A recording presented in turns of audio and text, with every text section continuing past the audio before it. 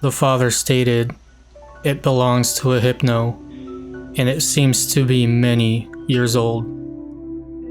They had just remembered the other kids in the area whispered about the stories, that many years ago there was a Hypno that lived in the forest, and that it took children. Here I am again, with another story I uncovered. From the hidden files of Game Freak, it's called Hypno and the Eterna Forest. 30 years ago, there were 8 missing kids. Each of them wandered into the Blackwood Forest. Locals often said there would be music playing, like a lullaby.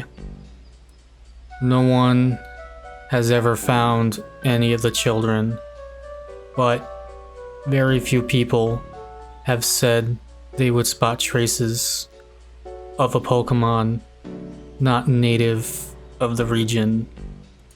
This rumored only to be a Hypno. Ray, a small 10-year-old with his family, were new to the area, living near the Blackwood Forest. His older sister, Lena, accompanied him on his adventures, playing with their pet Growlithe. The forest at this time had no reports or occurrences for many years, and was only occupied by Hoots. One day, Ray wandered into the forest past the broken fence with his Growlithe and found a lone shed, very broken and beaten up. Ray went in the broken shed and found a pendulum inside. It was dirty and rusted. The Growlithe growled, sensing a bad energy. He then heard rustling outside, and Growlithe started barking. His sister Lena screamed out his name, wondering where her brother was. She had noticed old broken signs around the area that said, "Keep out." Ray ran towards her and immediately showed her what he found. His sister was curious and told him, "You shouldn't be taking things. It might be something important to someone." She wanted to tell her father the shed they had found, so they ran towards the house. Growlithe kept hearing the rustling and smelled something behind the shed. A figure appeared inside the shed with glowing eyes. Ray called out Growlithe's name, so he ran towards him. The figure came out the shed, whistling a tune.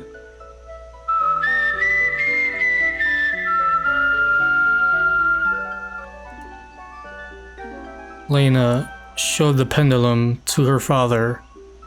The father stated, "It belongs to a Hypno, and it seems to be many years old." They had just remembered the other kids in the area whispered about the stories, that many years ago there was a Hypno that lived in the forest, and that it took children with a hypnosis spell to eat them. The father said this was an old tale to scare younger kids into staying away from the forests, and Hypnos are not known to be in the region anymore. The father forbade them to go anywhere near the forest. Both Ray and Lena knew not to believe in it and thought of it as a folktale. The next night, as Ray was sleeping, he heard a tune in the middle of the night.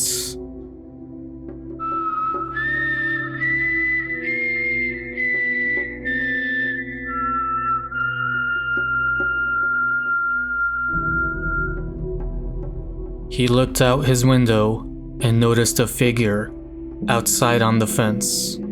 Grabbing his binoculars, he tried to get a closer look at it. It was a hoot-hoot with bright red eyes. It eventually flew away. He then seen a glowing light flash in the forest. At first, it was a single light. Then it split into multiple, then dozens of them. They looked like pairs of eyes.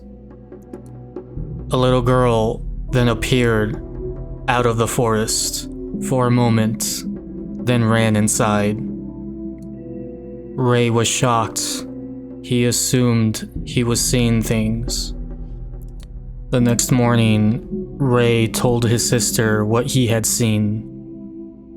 She said it was obviously a ghost, and the forest should be home to ghosts, but they are completely harmless. Ray was curious if she was real and that if she needed help. Lena told Ray you shouldn't try anything, especially by yourself. Finding that shed was something we shouldn't have gone to. The next day, as both Lena and Ray came back from school, their father informed them about their pet Growlithe. The Growlithe seemed sick and had been asleep for more than 2 days.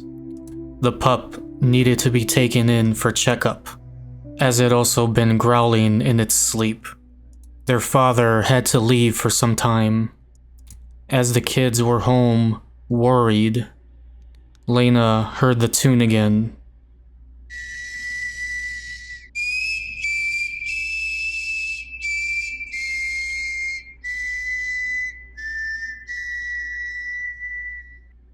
She noticed Ray was gone from the house. Ray was outside, near the fence. He seen the little girl again. He heard her song, and she was asking for help. The little girl said, "My Pokémon are hurt. My Hoot-Hoot needs help. I have him near my shed. Please help." They both scurried through the forest. As he was walking, he noticed a drop in temperature, and glowing lights started to appear.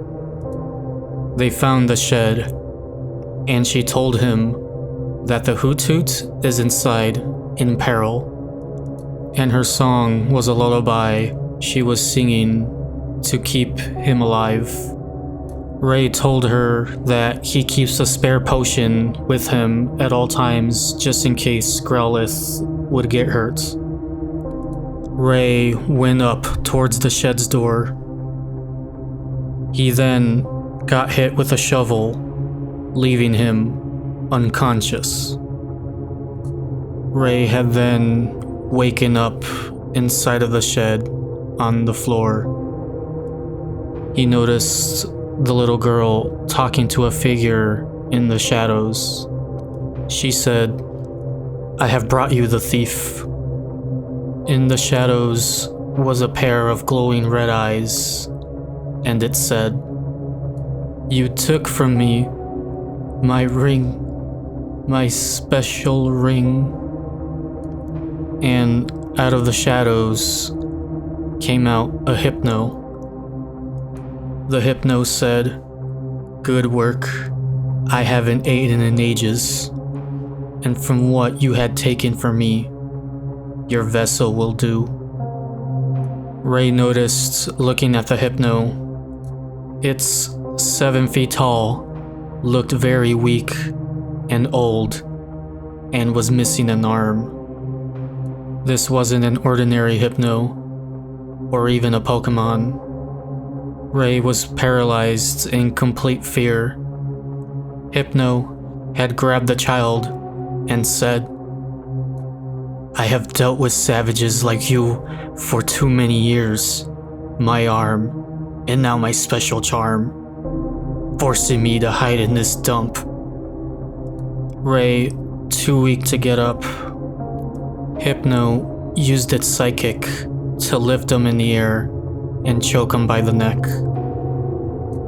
As he tried to scream, Ray reached into his pocket and threw the pendulum at Hypno, striking him in the eye. Ray was released, and so he ran outside as fast as he can. He then found the little girl again, standing in front of him, and said, "We seek more like us, grow like us, and we can be friends." The little girl had suddenly turned into a phantom, and more glowing lights appeared behind her with more phantoms. The Hypno then came out the shed, holding a birdcage, and told the phantom, "Your hoot hoot will not be free unless I require the vessel." The phantom attacked Ray, and Hypno used a hypnosis spell, putting him to sleep.